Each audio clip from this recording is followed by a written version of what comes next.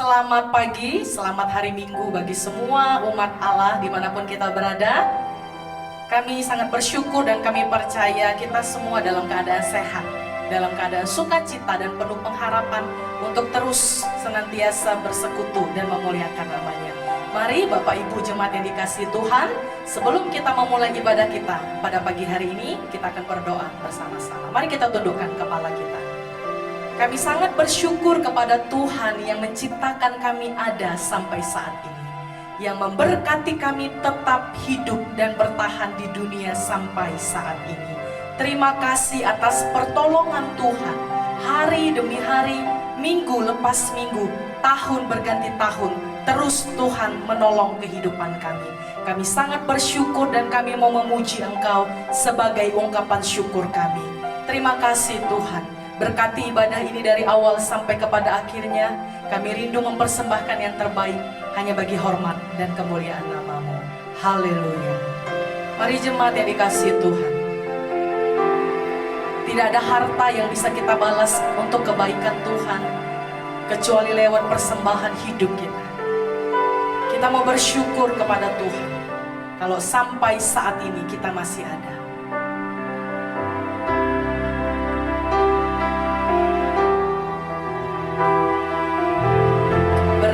Kemurahan-Mu,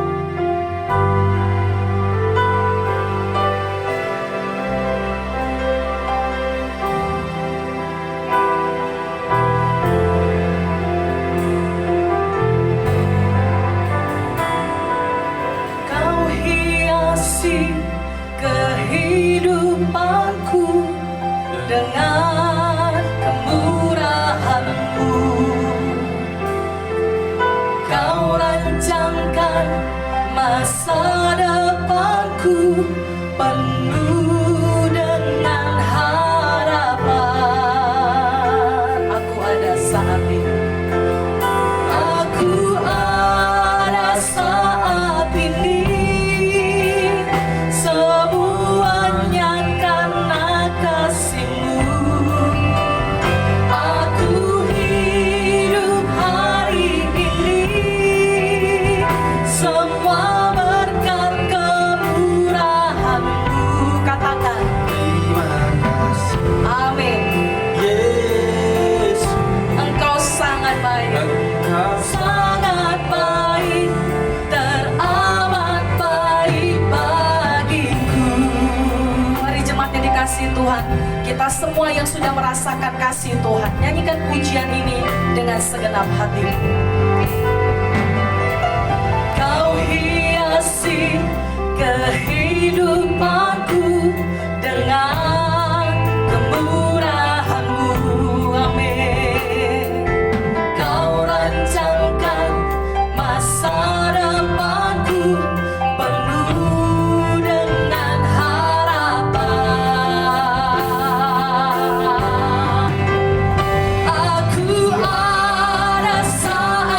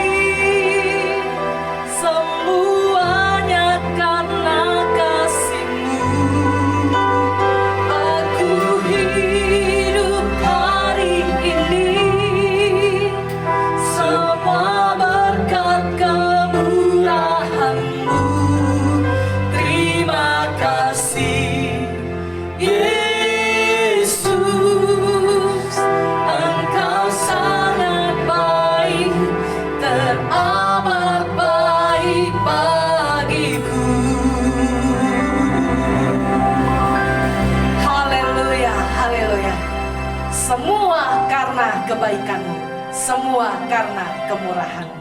Haleluya. Amin.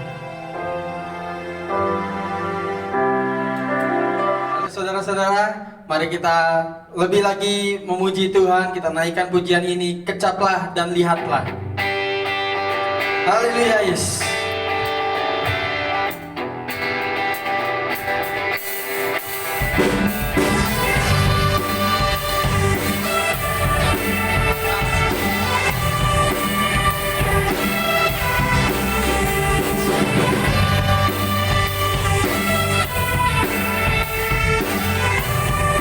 Katakan kecaplah dan lihatlah.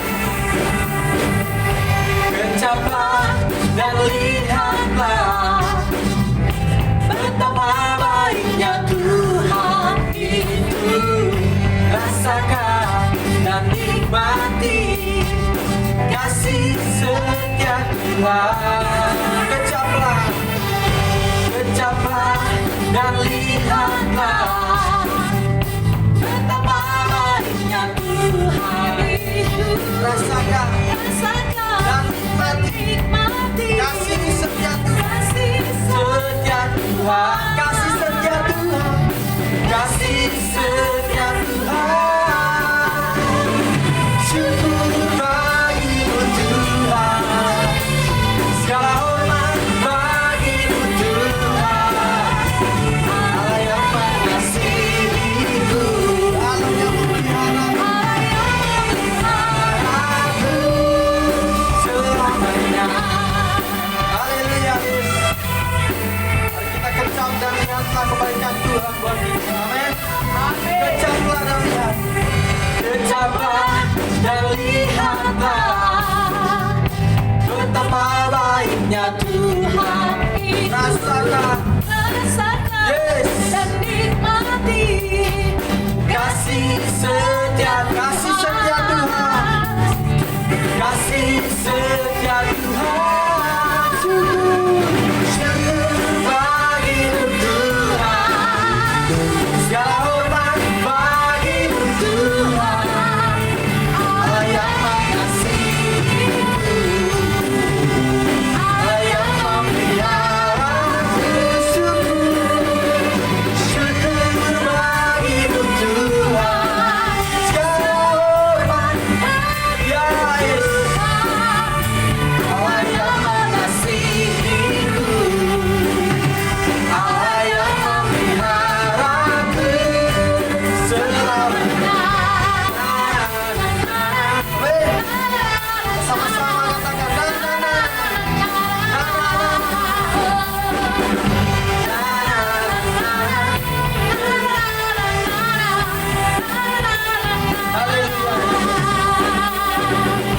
Haleluya, ku memuji-Mu Tuhan, karena kasih-Mu tak berkesudahan.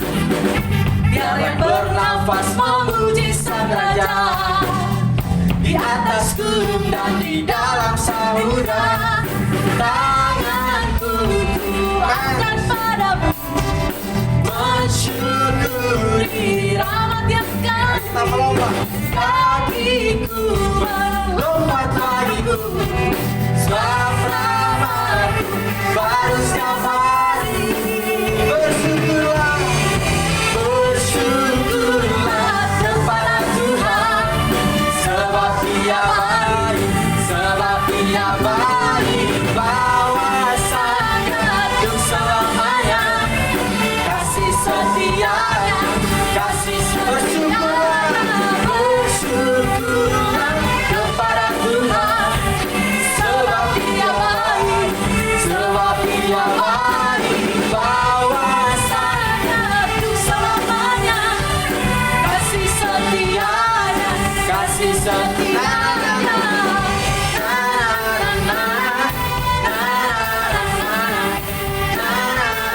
katakan sekali lagi nama-Nama.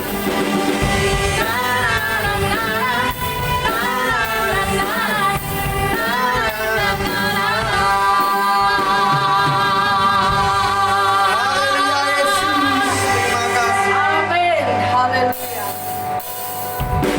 Sebab Tuhan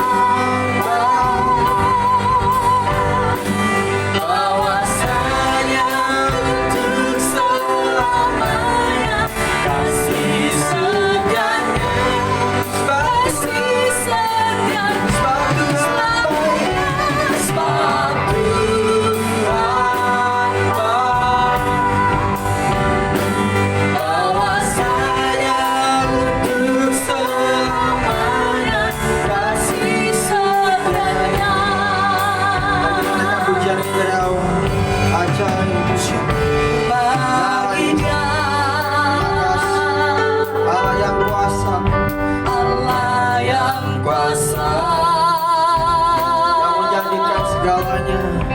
yang menjadikan segalanya.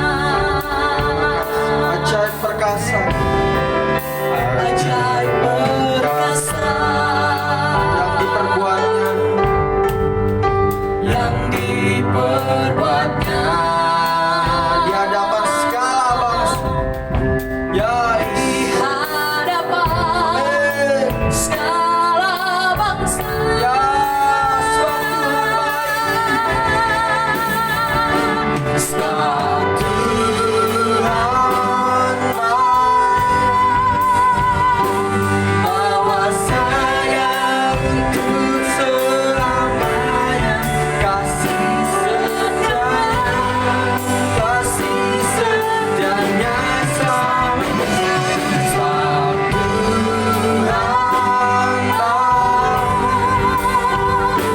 bahwasanya untuk selamanya kasih setianya. Katakan sekali lagi, sebab Tuhan Haleluya. sebab Tuhan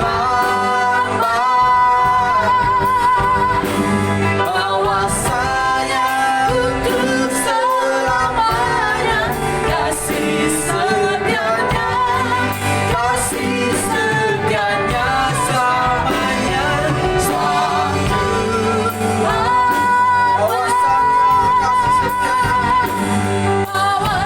ya Yesus selamanya kasih setianya. Sebab Tuhan, sebab Tuhan mari katakan dengan segenap hati, ya Yesus selamanya kasih setianya selamanya. Sebab Tuhan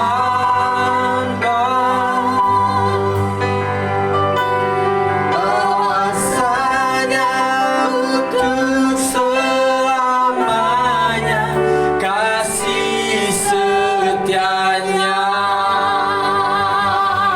Haleluya Yesus, makasih. Kami bersyukur Tuhan Yesus bahwa sampai hari ini Tuhan kami bisa mengecap segala kebaikan-Mu Tuhan Yesus. Terima kasih Tuhan Yesus buat segala yang Kau perbuat dalam hidup kami Tuhan. Tuhan, saat ini kami mau mendengarkan firman-Mu Tuhan Yesus yang akan disampaikan oleh Gembala kami Pastor Felix Purnomo Tuhan. Kiranya Engkau urapi beliau Tuhan Yesus dengan segala urapan yang terbaik yang berasal dari Engkau Tuhan Yesus.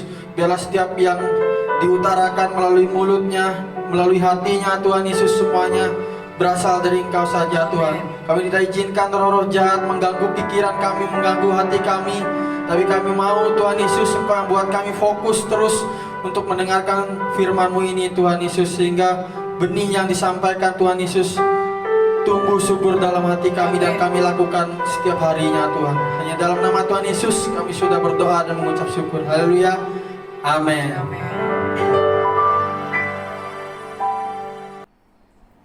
Haleluya, puji Tuhan. Selamat hari Minggu, saudaraku yang saya kasih dalam kasih Kristus. Senang sekali hari ini melalui ibadah online saya kembali bisa menyapa Bapak Ibu semua dengan segala doa-doa yang saya berikan kepada saudara semua. Saudara diberkati oleh Tuhan, saudara dilimpahi dengan segala yang terbaik yang berasal dari kerajaan surga, dan tentu saja di dalam setiap aktivitas saudara dilingkupi dengan segala kesehatan yang ilahi yang Tuhan karuniakan kepada kita semua. Melalui mimbar online pada pagi hari ini, izinkan saya menyapa saudara pagi hari ini dengan pernyataan Shalom, damai sejahtera Allah melingkupi kehidupan saudara semua. Saudaraku yang saya kasih dalam kasih Kristus, pada pagi hari ini kita ingin belajar tentang kebenaran firman Tuhan yang saya beri judul Warisan Kerajaan Surga. Saudara, tentu saja ketika kita mendengar kata warisan, bayangan kita adalah sesuatu yang menyenangkan, sesuatu yang memberikan kepada kita jaminan akan masa depan. Nah, apa itu sebenarnya warisan yang kita maksud? Warisan adalah segala sesuatu peninggalan yang akan diturunkan oleh pewaris yang sudah meninggal kepada orang yang menjadi ahli waris sang pewaris tersebut. Nah, warisan itu wujudnya bisa berupa harta bergerak seperti mobil, deposito, logam mulia, dan lain sebagainya. Atau harta yang tidak bergerak seperti misalnya rumah, tanah, bangunan, dan lain sebagainya. Dan juga warisan itu bisa termasuk pula hutang atau kewajiban yang dulunya dimiliki oleh sang pewaris. Saudara, itu adalah bentuk dari warisan yang kita kenal dalam dunia ini. Lalu bagaimana dengan warisan kerajaan surga? Nah, pagi hari ini kita ingin belajar bersama-sama saudara tentang apa yang Alkitab katakan tentang warisan yang akan kita miliki atau yang akan kita nikmati di hari kelak. Mari buka Alkitab kita di dalam Injil, di dalam kitab 1 Petrus, pasalnya yang pertama, ayat yang ketiga sampai dengan ayatnya yang ketujuh. Surat Rasul Petrus yang pertama, pasal yang pertama, ayatnya yang ketiga sampai dengan ayatnya yang ketujuh. Kalau sudah menemukannya, saya akan mulai membacakannya untuk kita semua. Terpujilah Allah dan Bapa Tuhan kita Yesus Kristus, yang karena rahmat-Nya yang besar telah melahirkan kita kembali oleh kebangkitan Yesus Kristus dari antara orang mati kepada suatu hidup yang penuh pengharapan, untuk menerima suatu bagian yang tidak dapat binasa, yang tidak dapat cemar, dan yang tidak dapat layu, yang tersimpan di surga bagi kamu, yaitu kamu yang dipelihara dalam kekuatan Allah karena imanmu, sementara kamu menantikan keselamatan yang telah tersedia untuk dinyatakan pada zaman akhir. Ayat yang ke-6, bergembiralah akan hal itu, sekalipun sekarang ini kamu seketika harus berduka cita oleh berbagai-bagai pencobaan. Maksud semuanya itu ialah untuk membuktikan kemurnian imanmu yang jauh lebih tinggi nilainya daripada emas yang fana, yang diuji kemurniannya dengan api, sehingga kamu memperoleh puji-pujian dan kemuliaan dan kehormatan pada hari Yesus Kristus menyatakan dirinya. Saudara, pada ayat yang keempat dari pasal pertama ini, Petrus memberikan penghiburan kepada jemaat Tuhan, bukan dengan janji yang kosong, tetapi dengan memberikan satu pengharapan yang baru, janji yang baru melalui konsep warisan, saudara. Tadi di awal kita sama-sama mengetahui, kalau kita ada dalam dunia ini, kita mengenal warisan yang berisi tentang harta yang bergerak, tentang harta yang tidak bergerak, dan warisan yang ada dalam dunia ini juga memiliki satu kesempatan tentang warisan tentang hutang yang ditanggung oleh pewaris dan diberikan kepada sang ahli waris. Itu saudara yang ada dalam dunia. Tapi di dalam kebenaran firman Tuhan pada pagi hari ini, kembali Petrus memberikan satu penghiburan kepada semua jemaat Tuhan. Melalui apa? Melalui konsep warisan. Karena warisan yang diajarkan oleh Rasul Petrus itu sulit dijabarkan, maka Petrus menjabarkannya dengan menggunakan bentuk negatif, yaitu sesuatu yang tidak dapat binasa, sesuatu yang tidak dapat cemar, dan sesuatu yang tidak dapat layu. Jadi warisan yang akan dimiliki atau dipunyai oleh orang percaya adalah sesuatu yang tidak dapat binasa, sesuatu yang tidak dapat cemar, dan sesuatu yang tidak dapat layu. Warisan ini, saudara, tidak ada di dalam dunia, melainkan ada dalam kerajaan surga. Ayat 4, saudara. Nah, meski demikian, sebagian dari warisan ini sudah kita rasakan ketika kita ada dalam dunia pada masa sekarang ini. Tidak ada warisan yang diberikan dunia yang dapat menandingi apa yang Tuhan berikan dalam kehidupan kita, dalam warisan yang akan kita peroleh nanti. Baik harta, baik kebudayaan, baik pemikiran atau ideologi, semua tidak dapat memenuhi penjabaran seperti yang Rasul Petrus maksudkan. Karena semua yang tadi saya sebutkan itu, semua itu dapat binasa, semua itu dapat cemar, semua itu dapat layu. Nah, kemudian pada ayat yang kelima, Rasul Petrus menjelaskan siapa yang akan menerima warisan tersebut. Ayat yang kelima, saudara, yaitu kamu. Saudara, diberikan pengertian oleh Rasul Petrus siapa yang akan menerima warisan, yaitu kamu. Petrus memakai kata ganti orang ketiga jamak, yaitu kamu. Kata ini mempunyai limitasi atau pembatasan, saudara. Warisan ini tidak diberikan kepada semua orang. Nah, siapa yang dimaksud kamu oleh Rasul Petrus pada bagian ini? Dalam kitab 1 Petrus ini, kata kamu muncul beberapa kali. Saya ambil contoh. Misalnya di 1 Petrus pasal yang kedua ayat yang ke-9. Saudara boleh baca nanti. Dan kemudian 1 Petrus pasal yang pertama ayat yang ke-9. Nah, saya menemukan, saudara, kata kamu yang dipakai oleh Rasul Petrus ini menunjukkan eksklusivitas atau limitasi atau batasan daripada konsep warisan yang diperkenalkan oleh Rasul Petrus. Penerima warisan ini adalah khusus bagi penerima surat ini. Warisan diberikan oleh Tuhan kepada umat tebusan atau umat pilihannya, bangsa yang dilahirbarukan dan bangsa yang terpilih oleh Allah itu sendiri. Nah, apa yang menjadi kriteria Tuhan dalam memberikan warisannya kepada kita sebagai umat pilihan Tuhan? Setiap orang mempunyai kriteria dalam membuat sebuah keputusan. Tentu saja kita mengerti tentang hal ini. Setiap kita mengambil keputusan pasti ada pertimbangan yang sudah kita pikirkan matang-matang. Kemudian kita mengambil sebuah keputusan. Ketika kita hendak bertindak melakukan sesuatu, tentu saja sebelum kita bertindak, sebelum kita melakukan sesuatu, kita memikirkannya, baik buruknya, setiap dampak yang akan kita terima pada waktu kita mengerjakan sesuatu. Demikian juga dengan Allah, saudara. Setiap apa yang diambil oleh Allah, setiap keputusan yang telah ditetapkan oleh Allah, tentu saja itu tidak luput dari apa yang namanya pertimbangan sekaligus keputusan yang dibuat oleh Allah. Nah, pertanyaannya, apa kriteria yang ditentukan oleh Allah sehingga Allah mau memberikan warisannya kepada umatnya yang tidak layak? Kriteria Tuhan tidak akan bisa kita ketahui. Manusia tidak mampu untuk mengerti kriteria-kriteria yang dimaksud oleh Tuhan.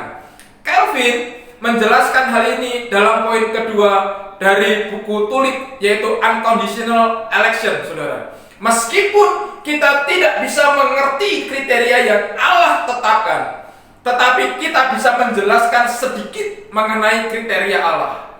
Seperti penjelasan mengenai hakikat warisan yang diberikan dalam bentuk negatif seperti yang diajarkan oleh Rasul Petrus. Begitu pula juga penjelasan kriteria mengenai penerima warisan Tuhan dijelaskan dalam bentuk negatif. Kriteria Allah yang pertama adalah Allah memberikan warisan ini kepada kita bukan karena dasar kasihan kepada kita.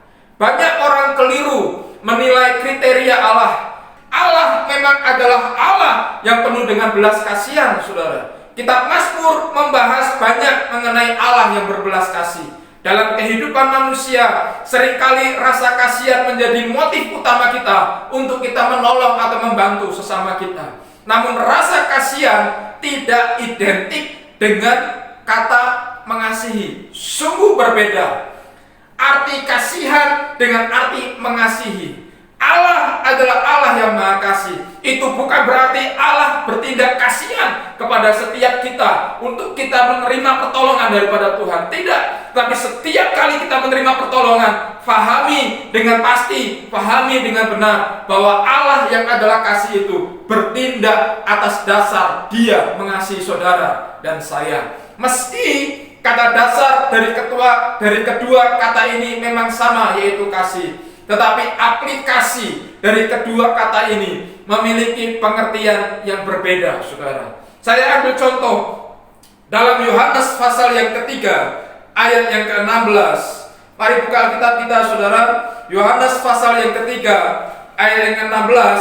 Alkitab katakan, karena begitu besar kasih Allah akan dunia ini, sehingga Ia telah mengaruniakan anaknya yang tunggal, supaya setiap orang yang percaya kepadanya tidak binasa, melainkan beroleh hidup yang kekal.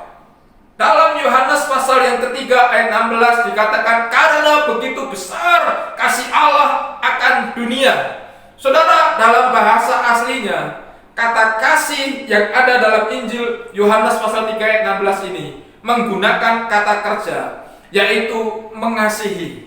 Bukan dengan kata kasihan, bukan.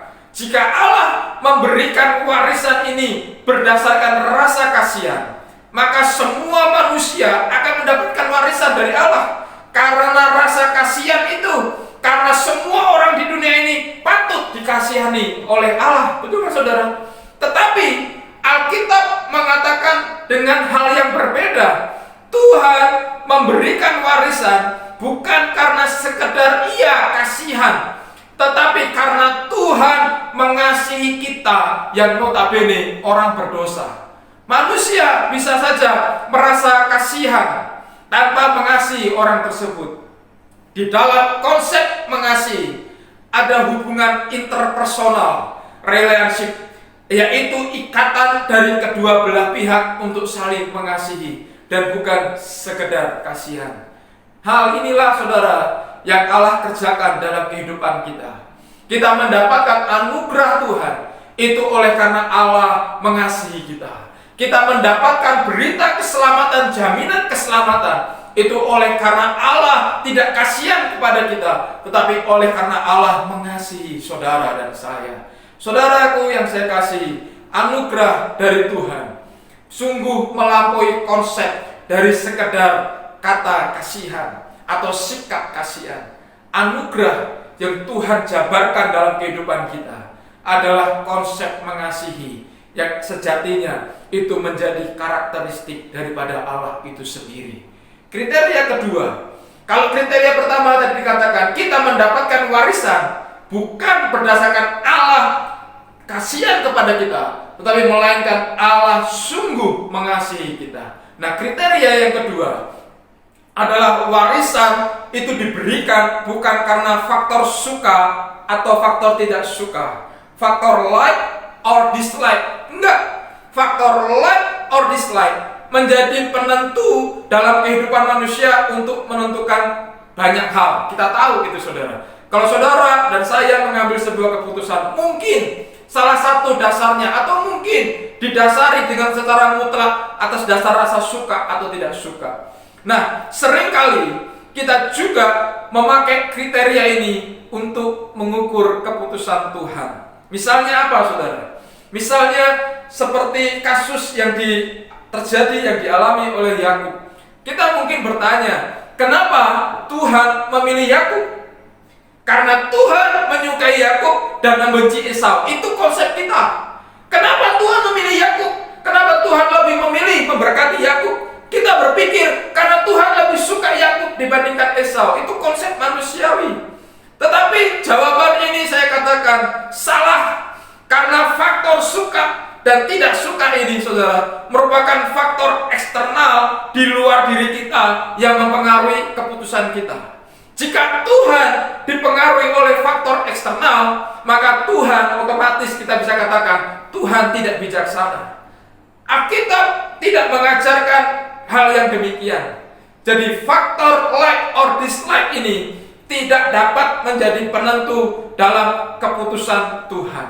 Faktor like or dislike ini bisa menyebabkan kekacauan dalam keluarga. Misalnya kita ambil contoh tadi, Esau yang disukai oleh ayahnya tetapi tidak disukai oleh ibunya.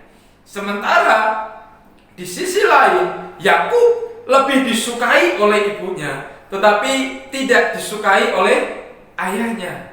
relasi yang berdasarkan like or dislike ini bisa menimbulkan kecemburuan dan kekacauan.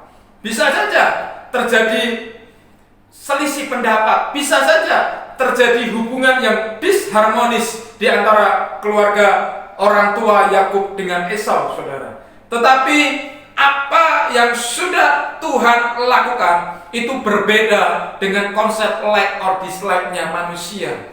Tuhan mengatakan kepada bangsa Israel dalam kitab Ulangan bahwa Ia memilih Israel bukan karena mereka lebih baik dari bangsa lain, tetapi Tuhan memilih mereka karena mereka bangsa yang kecil, bangsa yang tidak dianggap, dan mereka tidak punya tempat yang tepat dan tetap.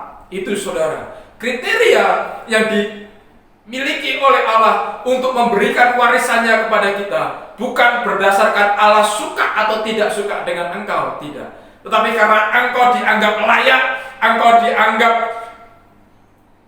tepat untuk menerima harta warisan yang Tuhan berikan dalam kehidupan kita.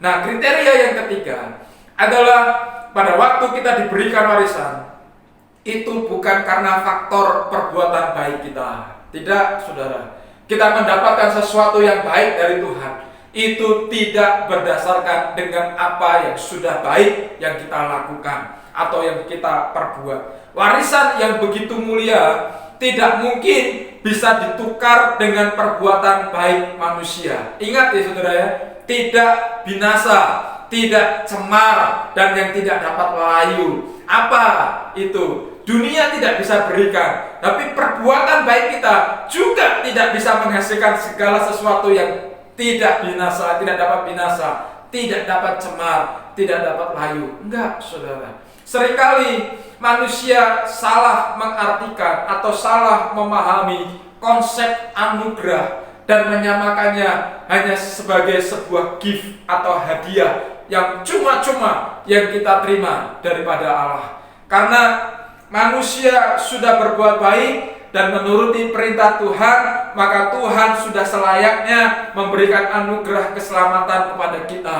Saudara, konsep ini adalah konsep yang salah. Saudara harus tahu, anugerah itu bukan hadiah. Anugerah yang Tuhan berikan kepada kita, meskipun kita tidak layak menerimanya, merupakan sesuatu yang tidak bisa kita tukar dengan apa yang ada dalam dunia ini. Sesuatu yang hanya Tuhan sajalah yang bisa berikan kepada kita. Warisan itu, saudara, tidak dapat dibeli atau ditukar dengan segala sesuatu yang ada dalam dunia ini. Saudara, ketiga kriteria inilah yang membedakan iman kekristenan kita dengan iman yang lainnya. Bukan karena kasihan, bukan karena faktor suka atau tidak suka, like or dislike, dan juga bukan karena perbuatan-perbuatan baik kita. Konsep ini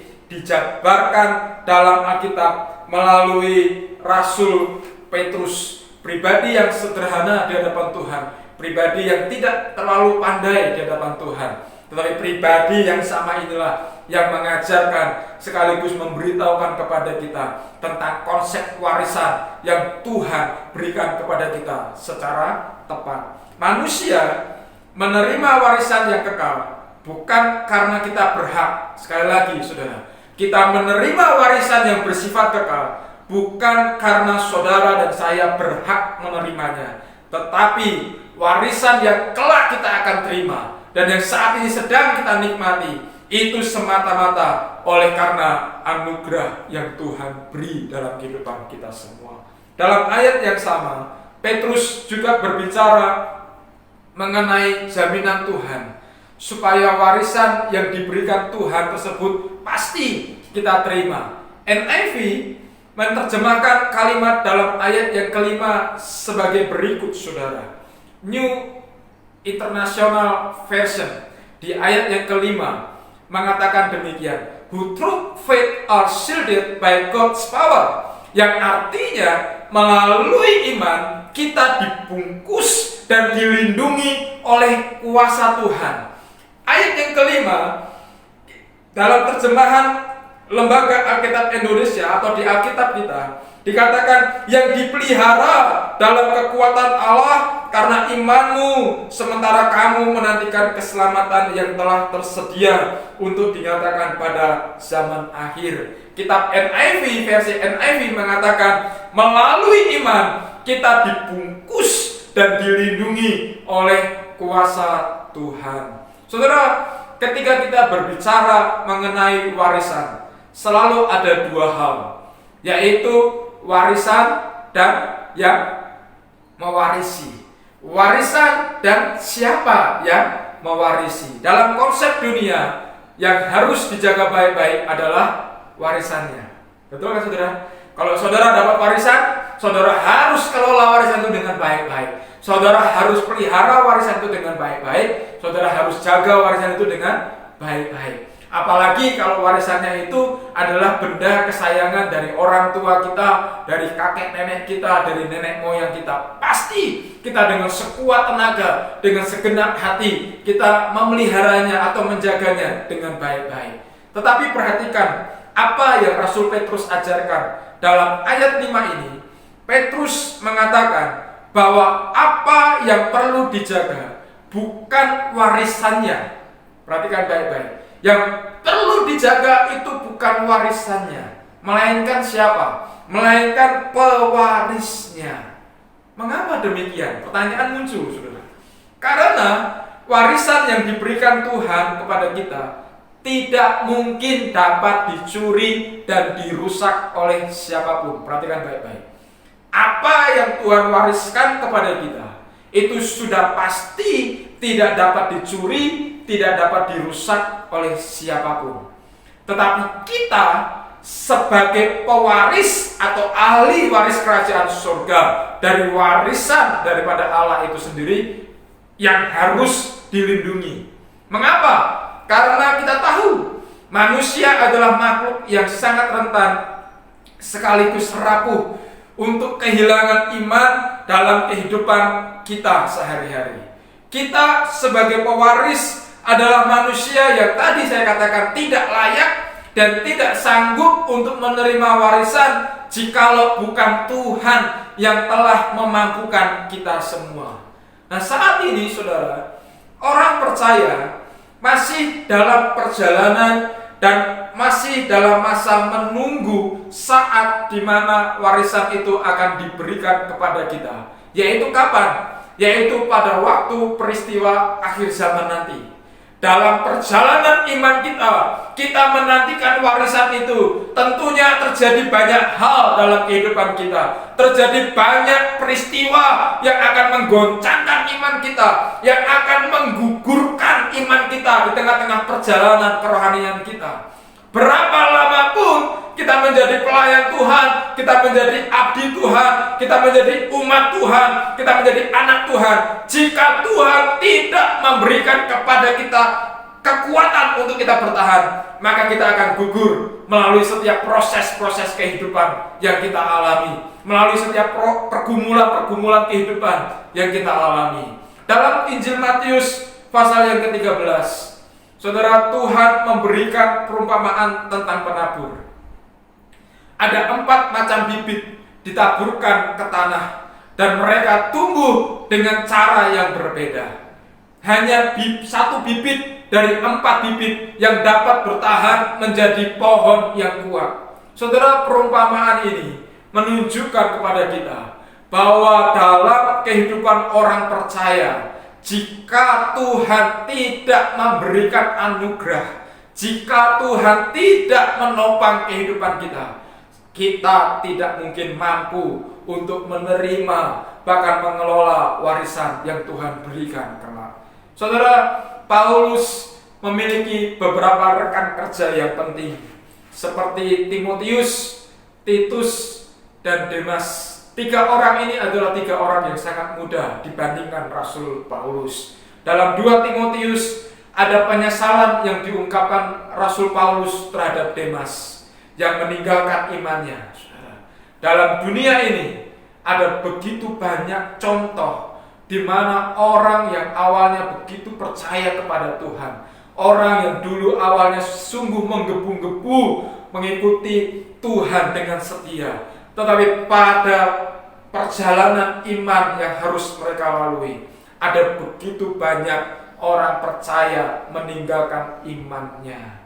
Jadi kalau hari ini jemaat Pintu Anugerah, engkau masih berdiri dengan imanmu, engkau masih dapat bertahan dengan perjalanan imanmu, engkau masih bisa bergelut, engkau masih bisa kuat oleh karena kuat kuasa Tuhan. Itu semua bukan oleh karena kehebatan dan kekuatan kita semata-mata, tetapi itu semua oleh karena tangan Tuhan yang menopang kehidupan kita. Ada begitu banyak para teolog Kristen yang akhirnya meninggalkan teologinya dan kemudian mengikuti faham yang gak jelas, mengikuti iman yang tidak pasti. Saudara, jangan sekali-kali berpikir bahwa kita sudah kuat, bahwa kita dapat bermegah diri, karena sudah begitu banyak orang yang beriman jatuh, yang kita lihat, yang kita dengar. Oleh sebab itu saudara, izinkan hidupmu, berikan hidupmu untuk senantiasa kita dipelihara oleh Tuhan melalui iman percaya kita di dalam Yesus Kristus. Jikalau bukan Tuhan yang memelihara kita, maka setiap pencobaan, setiap penderitaan yang kita alami di dalam dunia ini bisa saja membuat kita untuk meninggalkan Tuhan, untuk menggadaikan Tuhan, bahkan menukar iman kita kepada Tuhan dengan segala sesuatu yang bersifat fana yang dunia tawarkan.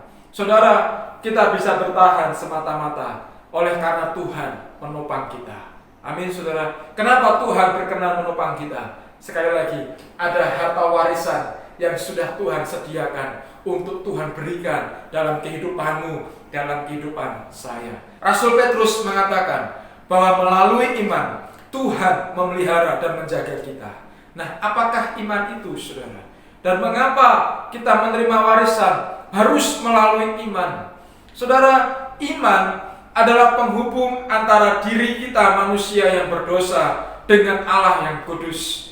Allah yang kudus bisa berelasi, bisa berhubungan kembali dengan manusia berdosa melalui apa? Hanya melalui iman. Iman adalah alat yang diberikan oleh Tuhan supaya kita bisa mengenal dan berelasi dengan Tuhan semesta alam itu. Tanpa iman tidak ada orang yang bisa diselamatkan. Kitab Ibrani katakan demikian. Tetapi iman tidak menyelamatkan kita. Iman hanyalah media. Iman hanyalah media. Penyelamat kita adalah Allah itu sendiri. Nah, iman seperti apakah yang Tuhan pakai untuk menopang dan memelihara kehidupan kita? Jika iman itu menghubungkan kita dengan Allah, maka iman itu, saudara, haruslah benar-benar iman yang sejati. Karena iman yang sejati inilah iman yang kuat, iman yang kokoh, iman yang tangguh di hadapan Allah. Jika iman itu pura-pura, iman itu palsu, maka kita diciptakan sendiri, maka tidak mungkin kita menerima anugerah Tuhan. Jika iman itu palsu dan kita ciptakan sendiri iman itu, maka tidak mungkin kita akan menerima anugerah Tuhan. Jadi di hadapan Tuhan tidak ada iman yang suam-suam, iman yang palsu, iman yang diberikan oleh Tuhan. Dan yang Tuhan mau iman itu dipelihara oleh manusia adalah iman yang sejati. Nah, iman yang sejati inilah yang bisa menghubungkan kita dengan Tuhan itu. Zaman ini adalah zaman di mana banyak orang Kristen yang gila iman. Banyak orang Kristen beriman, tapi beriman secara membabi buta. Mereka lupa dengan satu pijakan kebenaran firman Allah. Mereka beriman, tetapi mereka tidak menunjukkan iman itu dalam perbuatan-perbuatan mereka.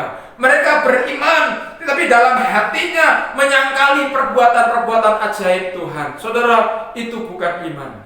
Iman yang sejati adalah iman yang terus engkau gerakkan melalui kehidupanmu, yang engkau wujud nyatakan melalui tindakan-tindakanmu. Iman yang sejati adalah iman di mana hatimu berkata, tidak ada keselamatan yang engkau peroleh kecuali oleh karena perkenanan Tuhan kita saja. Lalu pertanyaannya, bagaimanakah iman yang benar itu? Saudara, ada 3 hal. Iman yang benar, yang pertama adalah iman yang harus mempunyai object of faith. Objek iman. Kita bisa beriman kepada suami kita. Kita bisa beriman kepada istri kita. Kita bisa beriman kepada harta benda. Tetapi iman di dalam Alkitab yang Rasul Petrus ajarkan pada pagi hari ini adalah iman yang harus mempunyai objek yang benar, yaitu siapa? Pribadi Yesus Kristus. Kristus yang mana yang harus kita layani? Pertanyaan selanjutnya. Tidak ada Kristus lain kecuali Kristus yang dulu pernah datang ke dunia, yang dulu tidak pernah menyayangkan nyawanya sendiri untuk menjamin keberlangsungan hidup manusia, untuk memberikan kepada kita pengharapan yang baru. Kristus yang sama, yang kelak akan datang sebagai hakim yang agung, yang adil, sekaligus menjadi juru selamat bagi setiap manusia yang percaya kepada Dia. Iman yang benar, iman yang sejati adalah iman yang memiliki object of faith, yaitu tertuju kepada pribadi Yesus Kristus Sang Juru Selamat itu sendiri. Lalu yang berikutnya, yang kedua, iman yang sejati atau iman yang benar adalah iman yang memiliki content of faith yang benar. Yesus seperti apa yang kita percayai? Banyak orang berhenti mempercayai Yesus hanya karena mengenal Yesus sebagai pembuat mujizat.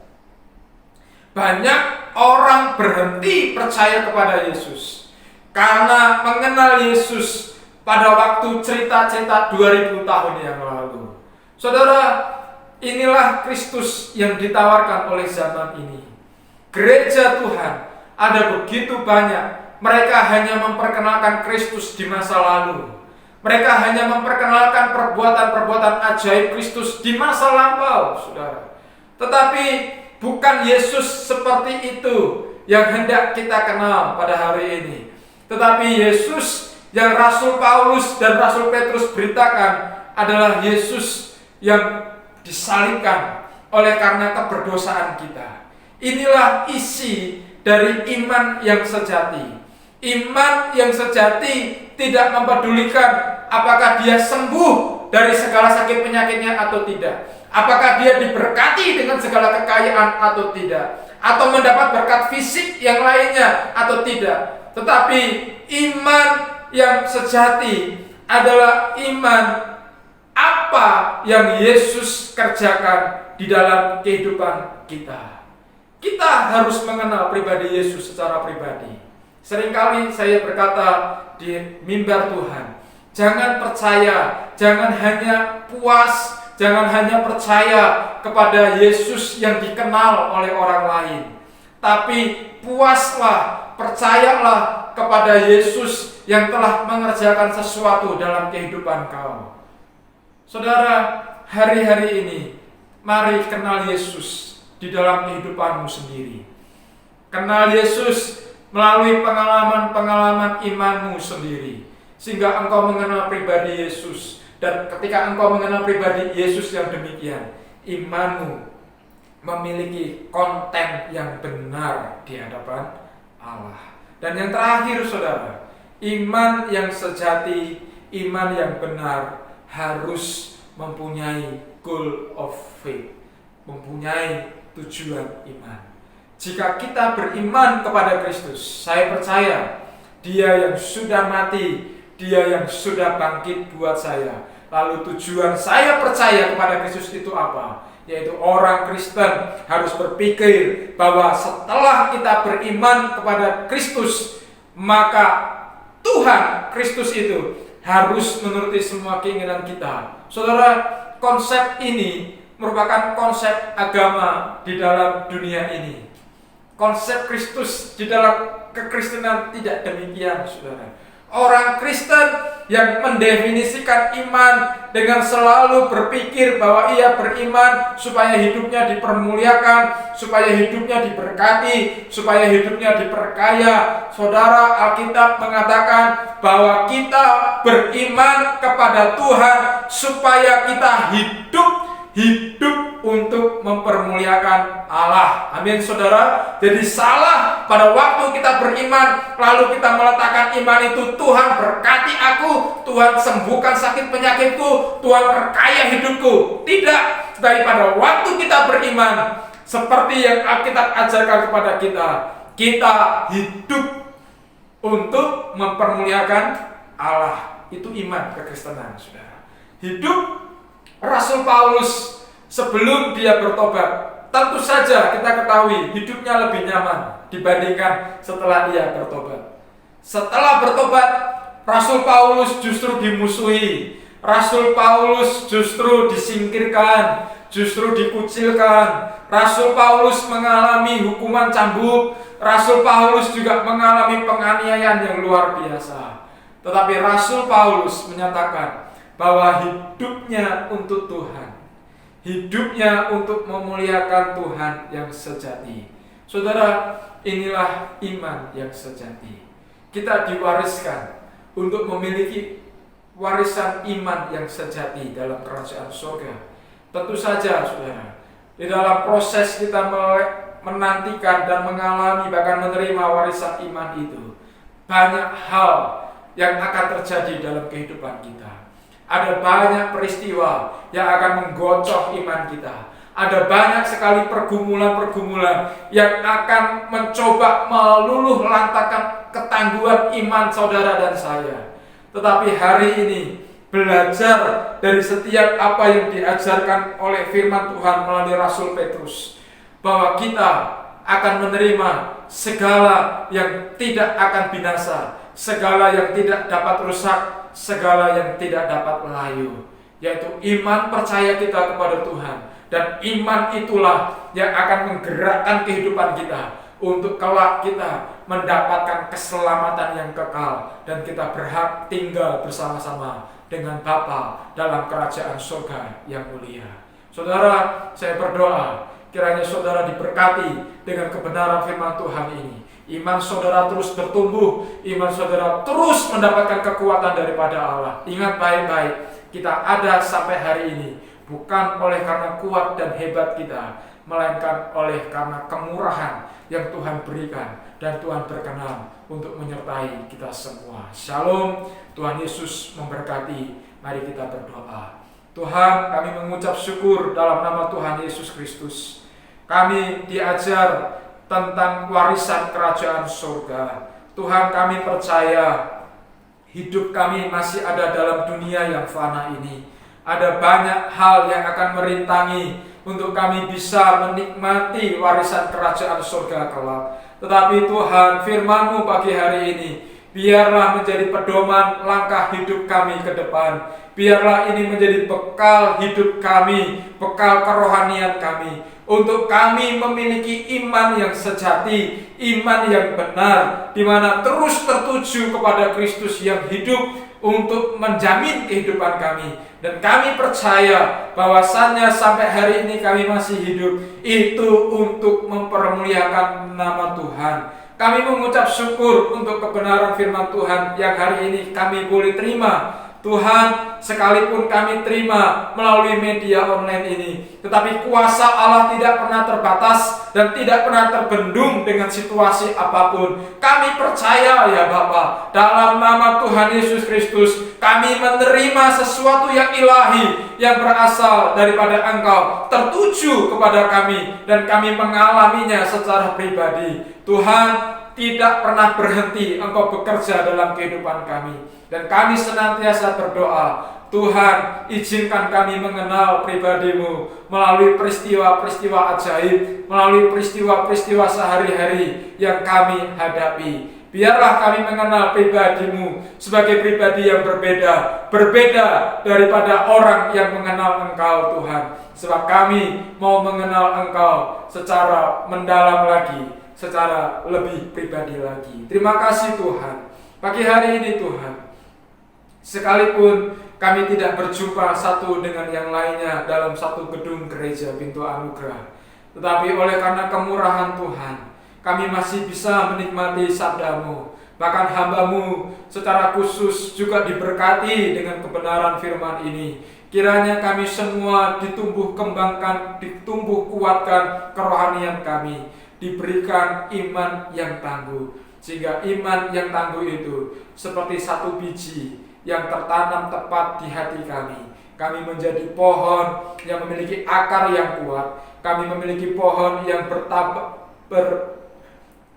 berbatang yang besar. Kami memiliki pohon yang bisa menghasilkan buah pada musimnya. Engkau bisa menikmati setiap kebaikan-kebaikan yang kami berikan kepada dunia ini. Terima kasih Tuhan. Terima kasih Bapa di surga. Seluruh aktivitas jemaat Pintu Anugerah, apapun, kapanpun, dan dimanapun, Tuhan menutup bungkus kehidupan mereka. Tuhan menjaga dan memelihara kehidupan mereka sekaliannya. Sekaligus Tuhan mengaruniakan kesehatan dan berkat-berkat yang terbaik dari kerajaan surga. Pagi hari ini Tuhan, kami akan meninggalkan ibadah online.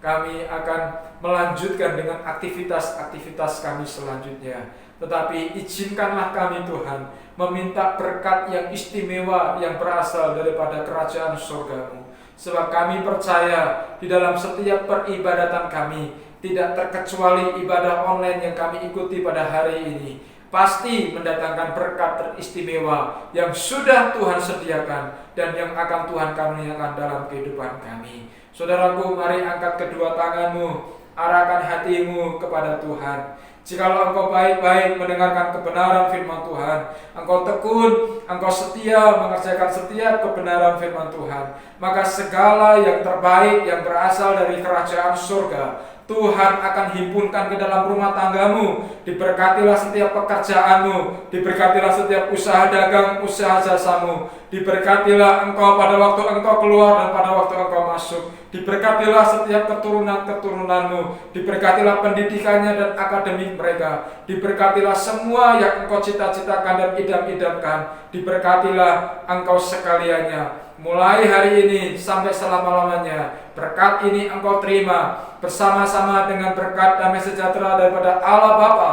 kasih sayang daripada Yesus Kristus, penyertaan penghiburan daripada Roh Kudus menyertai kita sekaliannya mulai hari ini sampai Maranatha, yaitu Yesus datang kali kedua sebagai Tuhan dan Juru Selamat kita dan menjemput kita dalam kesukaannya yang besar. Haleluya. Amin. Amin. Selamat hari Minggu, saudaraku yang saya kasih. Salam, Tuhan Yesus memberkati.